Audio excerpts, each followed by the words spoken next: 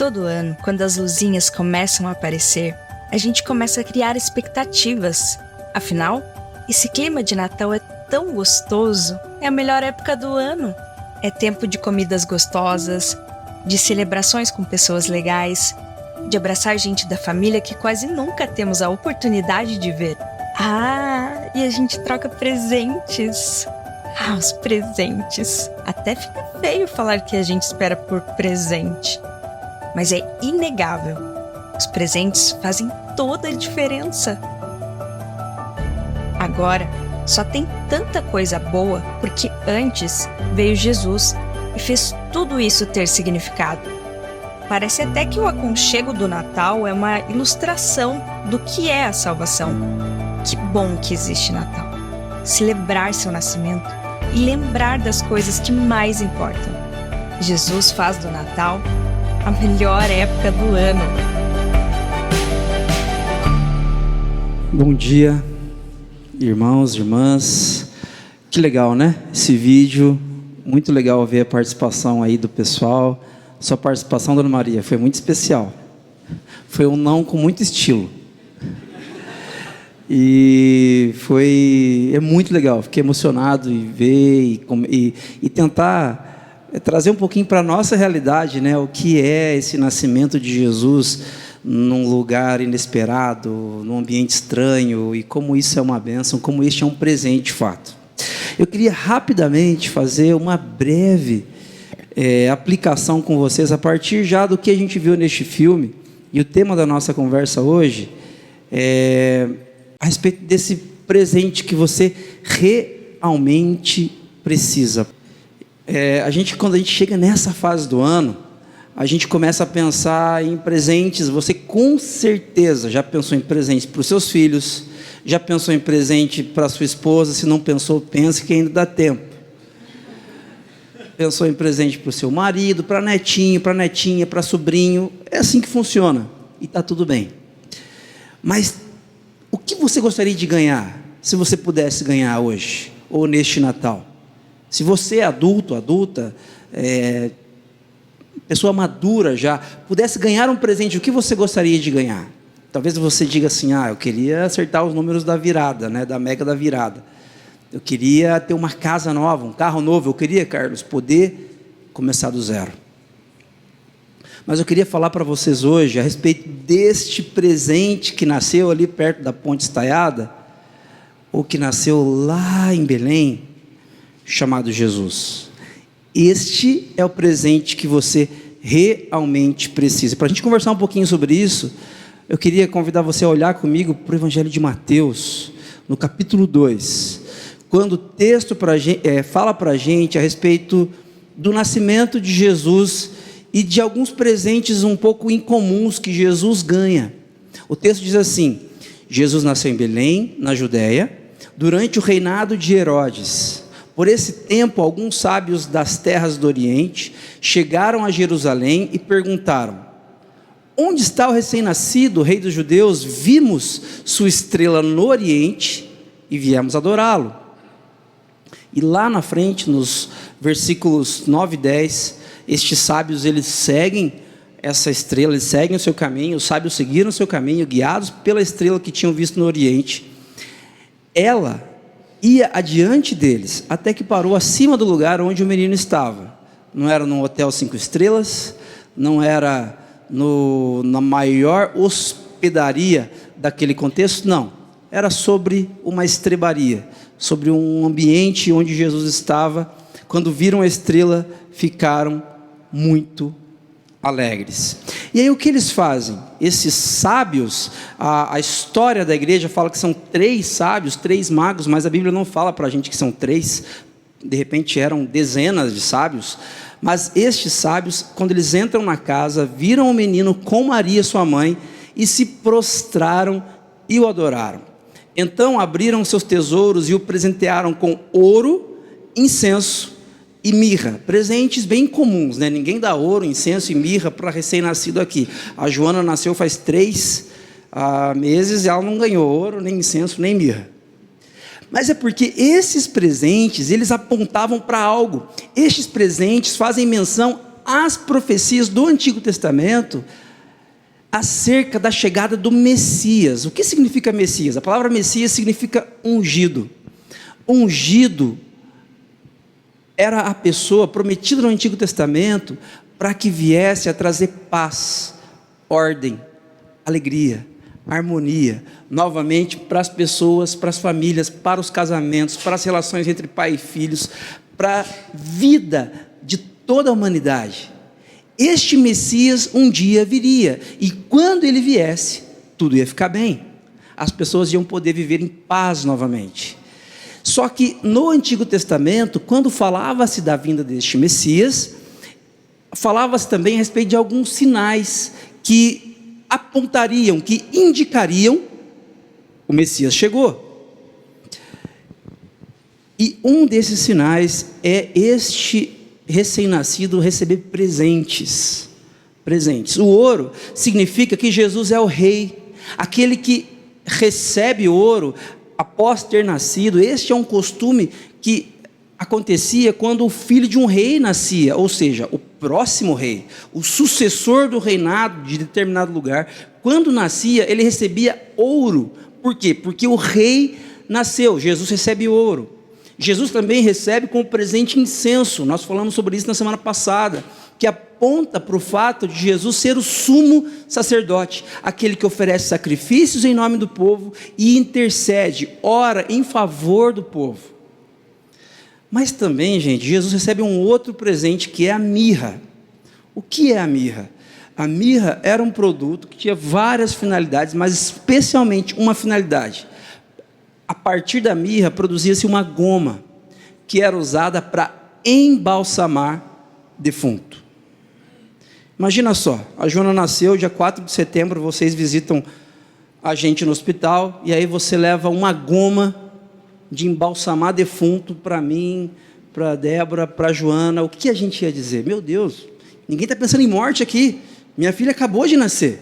Ninguém está pensando aqui em funeral, ninguém está pensando em partir dessa vida. Nós estamos celebrando a vida. Mas quando Jesus recebe esse presente, é uma menção a alguém que nasce sim para morrer, para que quando morresse, trouxesse vida àqueles que ainda estão mortos. Eu queria convidar você a olhar comigo lá para o profeta Isaías. Lá no texto de Isaías, capítulo 53, este texto é conhecido da maioria dos discípulas de Jesus, e ele diz algo interessante. Este texto, gente, ele foi escrito 700 anos antes, aproximadamente, do nascimento de Jesus. Então é o seguinte, Jesus nasceu, ele recebe ouro, incenso e mirra. As pessoas que estão ali em torno de Jesus, que veem isso, ou que ouvem falar desses presentes, dizem: opa, será que esse menino é o Messias?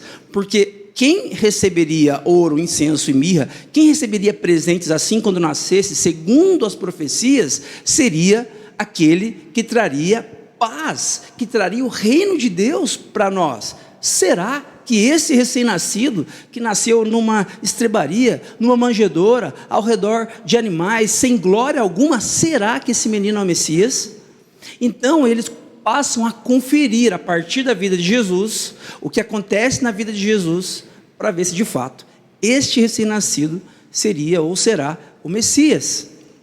E quando a gente olha lá para o profeta Isaías, 700 anos antes de Jesus, o profeta Isaías, ele fala a respeito de como seria alguém que a Bíblia chama de servo sofredor, alguém que nasce para morrer, alguém que quando nasce não ganha lencinho com o nominho bordado, não ganha tênisinho, não ganha nenhum presente que um recém-nascido costuma ganhar, ele ganha mirra.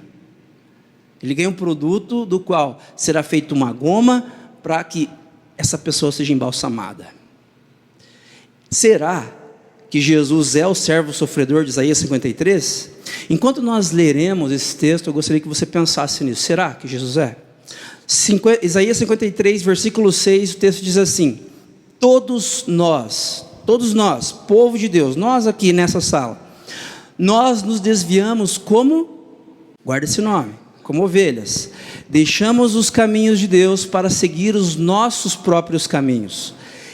E, no entanto, o Senhor fez cair sobre ele, sobre este servo sofredor, os pecados de todos nós. Perceba, Isaías está dizendo, o Senhor fez cair 700 anos antes de Jesus nascer. Agora, presta atenção, gente, quando Isaías chama a gente de ovelha, pode voltar, Gabi, por favor, desculpa. Quando ele chama a gente de ovelhas, isso não é um elogio, tá? Não é um elogio. Tem 3 características que uma ovelha tem. Ela é frágil, ela não sabe se defender. Aliás, não é que ela não sabe se defender, ela é frágil mesmo, ela tem uma natureza frágil. Ela é uma presa fácil para animais mais fortes. Segunda coisa, uma ovelhinha é estúpida. Além de ser frágil, ela não tem capacidade cognitiva para se defender. Diferente de um gato. Um gato também é frágil, não é verdade? Também é frágil, mas ele é extremamente esperto e sagaz, capaz de se defender. Uma ovelha, ela é frágil e ela é estúpida. E além de ser estúpida, ela é rebelde. Se você já viu um pastor de ovelhas, cuidando de ovelhas, conduzindo ovelhas por um piquete, para que ela coma, ou para que ela durma, ou para que ela paste, você vai perceber que ela é muito, muito, muito rebelde. Então, quando o profeta Isaías nos chama de ovelhas, isso não é um elogio. O que o profeta Isaías está querendo dizer é, nós precisamos de ajuda. Nós precisamos de ajuda. Eu e você precisamos de ajuda. Nós precisamos de um presente. Olha o que ele diz: nós preferimos caminhar por nossos próprios caminhos. Por nossos próprios caminhos. Agora, no versículo 7, o texto diz: este servo sofredor, não sabemos ainda se é Jesus. Este servo sofredor, ele foi oprimido, ele foi humilhado, mas não disse uma só palavra. Foi levado como cordeiro para o matadouro, como ovelha muda diante dos tosqueadores, não abriu a boca. Essa criança recebe mirra como presente, nasceu para morrer. Será que a história de Jesus, de fato, combina com este servo sofredor profetizado 700 anos antes por Jesus? Voltando um pouquinho para o versículo 3, o texto diz assim para a gente, 13:4. Este Jesus, preste atenção nisso, ou melhor, este servo sofredor, ele foi desprezado e rejeitado, homem de dores, que conhece o sofrimento mais profundo. Outras versões da Bíblia dizem, que sabe o que é padecer. Alguém que conhece sofrimento. Ninguém conhece sofrimento mais do que este servo sofredor. Este homem conhece sofrimento mais profundo. E qual foi a nossa reação diante desse servo sofredor? Demos as costas para ele e desviamos o olhar. Ele foi desprezado e não nos importamos. Nós somos as ovelhas, frágeis, estúpidas e rebeldes. Então o nosso servo sofredor está sendo morto em nosso lugar para pagar o preço que nós não poderíamos pagar. E o que a gente está fazendo? A gente está dando as costas para ele, porque nós somos ovelhas, frágeis, estúpidas e rebeldes. É isso que a palavra de Deus diz sobre nós. E no versículo 4, apesar disso, foram as nossas enfermidades que ele tomou para si. Sabe aquela dificuldade, aquela complexidade que você traz consigo desde a sua infância? Aquele complexo de inferioridade, uma doença, uma enfermidade, uma dificuldade no contexto familiar que você vive e não consegue resolver sozinho. Este servo sofredor, tomou para si tudo isso. E foram as nossas doenças, os nossos pecados que pesaram sobre ele. Pensamos que seu sofrimento era castigo de Deus, castigo por sua culpa. Gente, Jesus sabe o que é sofrer. Jesus nasce num contexto de profundas limitações. Jesus nasce numa estrebaria, com animais e com o cheiro de excremento de animais. Jesus cresce e ele é insultado pelos vizinhos. Quando ele passa, as pessoas gritam: bastardo, bastardo, bastardo. Jesus sabe o que é sofrer. Quando Jesus, na vida adulta, ele inicia o seu ministério, ele é constantemente humilhado pelos religiosos da época, que tinham pompa a partir da religião, porque Jesus, ele caminhava num outro ritmo. Quando Jesus está para ser crucificado, Jesus, do lugar onde dão a cruz para ele carregar, até fora da cidade, onde ele seria crucificado, eram mais ou menos 600 metros. Ele teve que carregar a sua cruz com a ajuda de uma pessoa, de Simão, Cirineu, mas ele teve que carregar a sua cruz por aproximadamente 600 metros. Essa cruz pesava aproximadamente 45 quilos. Jesus sabe o que é sofrer. Jesus, quando ele é crucificado com pregos de aproximadamente 18 centímetros que perfuram seus pulsos e seus pés. Jesus sabe o que é sofrer. Parece, olhando para esse texto e olhando para 700 anos depois, para a história de Jesus que nós conhecemos, parece que Jesus é sim esse servo sofredor. Então esse presente, essa mirra faz sentido para Jesus, porque esse Jesus nasceu para morrer, para que quando morresse, trouxesse vida àqueles que ainda estão mortos. E lá no versículo 8, o texto diz: condenado injustamente, foi levado embora. Ninguém se importou de ele morrer sem deixar descendentes, de sua vida ser cortada no meio do caminho. Mas ele foi ferido mortalmente por causa da rebeldia do meu povo, Isaías dizendo. Não havia cometido nenhuma injustiça e jamais havia enganado alguém. Ainda assim foi sepultado como criminoso, colocado no túmulo de um homem rico. Percebam, nas palavras de Isaías, ele deixa claro que Jesus, ele nasceu para morrer, ou melhor, o servo sofredor, na mente de Isaías, ele nasceu para morrer, porque ele vai sofrer. Ninguém conhece as dores como este servo sofredor. Mas também na mente de Isaías fica claro que ele não sofre pelo pecado dele, ele sofre pela rebeldia do seu povo, ele sofre pela desobediência nossa. O Natal, ele precisa me lembrar e lembrar você de que os presentes são importantes, as reuniões familiares são maravilhosas, as comidas são riquíssimas, é tudo muito bom. Rever amigos, rever familiares é um momento muito precioso da nossa história e do nosso ano. No entanto, nós precisamos entender que o nascimento de Jesus aponta para o fato de que somos ovelhas. E sendo ovelhas, não nos cuidamos sozinhos, precisamos de ajuda. Nós precisamos de ajuda. Você não consegue sozinho. Se você já tem alguma idade, se você já tem um pouquinho de maturidade, você já percebeu ao longo da sua história que por melhores que sejam as suas tentativas, por mais bem feitas que sejam as suas tentativas, você constantemente fracassa. Você constantemente decepciona as pessoas, não que você não conhece, não estranho no trânsito, você decepciona as pessoas a quem você mais ama. Você decepciona o seu cônjuge, os seus filhos, os seus pais. Gente, por que isso acontece? Se eu já não sou criança mais, se eu já sou adulto, se eu já sou maduro, por que eu insisto em decepcionar as pessoas a quem eu mais amo? É porque a sabedoria bíblica diz a meu respeito que eu sou uma ovelha, frágil, estúpida e rebelde. E o bem que eu quero fazer para as pessoas a quem eu mais amo, eu não faço.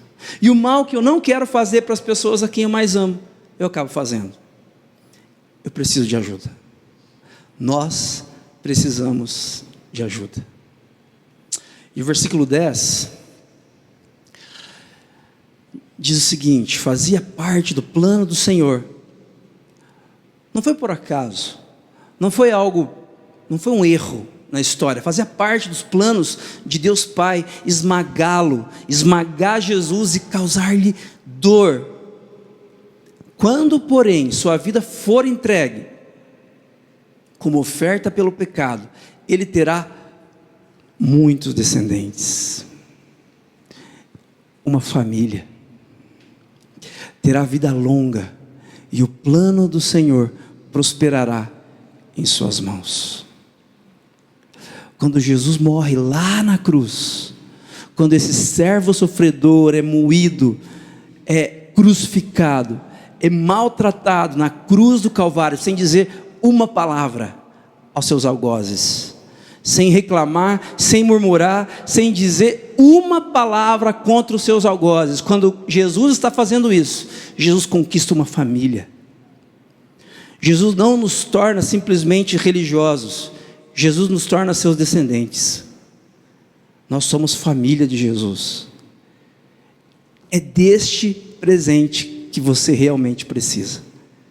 É esse presente que você precisa hoje no seu coração. Somos ovelhas, somos pessoas limitadas, somos pessoas difíceis de lidar, nós somos pecadores. A Bíblia fala isso sobre nós, mas a Bíblia também diz que pelo sacrifício de Jesus Cristo, pelo nascimento, pela vida, pelo sacrifício, pela ressurreição, nós somos família do Pai. Amém? Em Lucas, o próprio Jesus vai dizer: é necessário que o Filho do Homem sofra muitas coisas. Jesus tinha essa consciência. Jesus tinha, os discípulos não. Os discípulos constantemente dizem para Jesus: não, Jesus, não sofra, você não merece e tal. Não, Jesus tem essa consciência. Essa expressão Filho do Homem é uma expressão dita pelo profeta Daniel no capítulo 7 do seu livro, onde Daniel fala a respeito daquele que viria com autoridade sobre todas as coisas. Jesus está dizendo: é necessário que o Filho do Homem, aquele que tem autoridade sobre todas as coisas, sofra muitas coisas. Ele será rejeitado pelos líderes do povo, pelos principais sacerdotes e pelos mestres da lei. Será morto, mas no terceiro dia ressuscitará. Disse ele à multidão: se alguém quer ser meu seguidor, faça esta oração. É isso? Está escrito ali? Se alguém quer ser meu seguidor, siga-me no Instagram, no Twitter. Se alguém quer ser meu seguidor, use uma camisa com um peixinho, é isso? Não. Não, porque o servo sofredor, ele tem um estilo de vida. E ele convida a mim e a você hoje a termos um estilo de vida parecido com ele. Se alguém quer ser meu seguidor, vocês aí em Curitiba, 17 de dezembro de 2023, se vocês querem ser meus seguidores, então vocês precisam negar a si mesmo. Negue-se a si mesmo, tome diariamente a sua cruz, que é um sinônimo para negar a si mesmo, a ideia de você negar a sua vontade, e somente então, siga-me. Lá em Isaías 53, versículo 6, quando Isaías nos chama de ovelhas, ele diz assim: mas cada um quis seguir o seu próprio caminho. Para Isaías, seguir o seu próprio caminho é pecado, está errado. E é exatamente o que Jesus está dizendo aqui, em Lucas 9. Ele está dizendo: não sigam o próprio caminho de vocês, é cilada bino, não compensa, não sigam nessa direção. Se vocês seguirem os corações de vocês, as suas próprias mentes, vocês vão se arrebentar ali no final, porque vocês são ovelhas frágeis, estúpidas e rebeldes. Olha só, o que vocês precisam então para se apropriar deste presente? Vocês precisam negar a própria vontade de vocês. Tomar a cruz de vocês continuamente, não é uma vez só não é levantar a mão em um culto e aceitar, entre aspas, a Cristo, não é isso, é você continuamente, diariamente, tomar a sua cruz e seguir a Jesus. É deste presente que nós precisamos, meus irmãos e minhas irmãs. E para concluir, para a gente orar, o pastor Timothy Keller, falecido recentemente, sobre o Natal, ele diz: o mundo não pode salvar a si mesmo, é um montão de ovelhas, o mundo não pode salvar a si mesmo. Esta é a mensagem do Natal. Qual é a mensagem do Natal, gente? Presentes, ruas decoradas, iluminadas, lindas, lindas, lindas, essa é a mensagem do Natal? Não.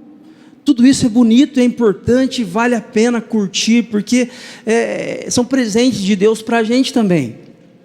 Mas a mensagem do Natal é: somos ovelhas, precisamos de ajuda. Se o Supremo Pastor não nos tirar dos buracos, nós resvalaremos e morreremos inevitavelmente. Tudo vai acontecer da pior maneira possível na minha e na sua história sem Jesus. Essa é a história do Natal. Essa é a mensagem do Natal. Uma intervenção precisava nascer entre nós para nos convidar a viver de verdade. O mundo não pode salvar a si mesmo.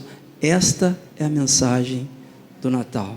Mas graças a Deus pela vida de Jesus, aquele que recebe ouro porque ele é o rei, aquele que recebe incenso porque é o sumo sacerdote, aquele que recebe mirra porque é o servo sofredor.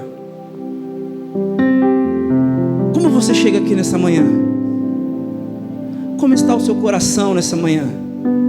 Como está a sua vida? Como você tem desenvolvido a sua história? Se você precisa de alguém que entende você, se ninguém entende você, se ninguém compreende a maneira como você pensa, Jesus, o sumo sacerdote, aquele que entende, está aqui nessa manhã. Se você precisa ser perdoado dos seus pecados, de coisas terríveis que você fez ou vivenciou no passado, o servo sofredor está aqui nessa manhã. E se você precisa de alguém que ajude você a gerir a sua história, a conduzir os seus dias, a pensar melhor no tempo, na sua agenda, onde você vai investir os seus recursos, Jesus, o Rei, está aqui nessa manhã para governar a sua vida, porque somos ovelhas e precisamos de ajuda. Posso orar?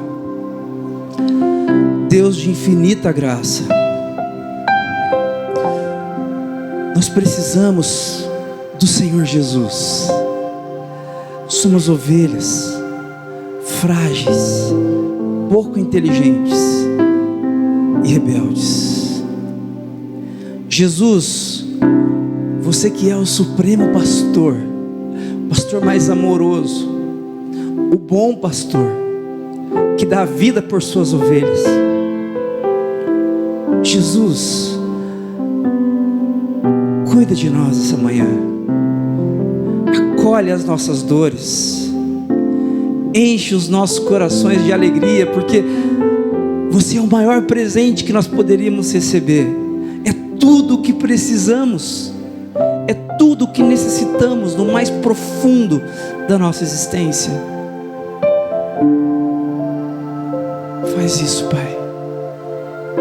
Enche meus irmãos e minhas irmãs deste presente contínuo, vivo, verdadeiro, que é Jesus Cristo, o ressurreto. Amém.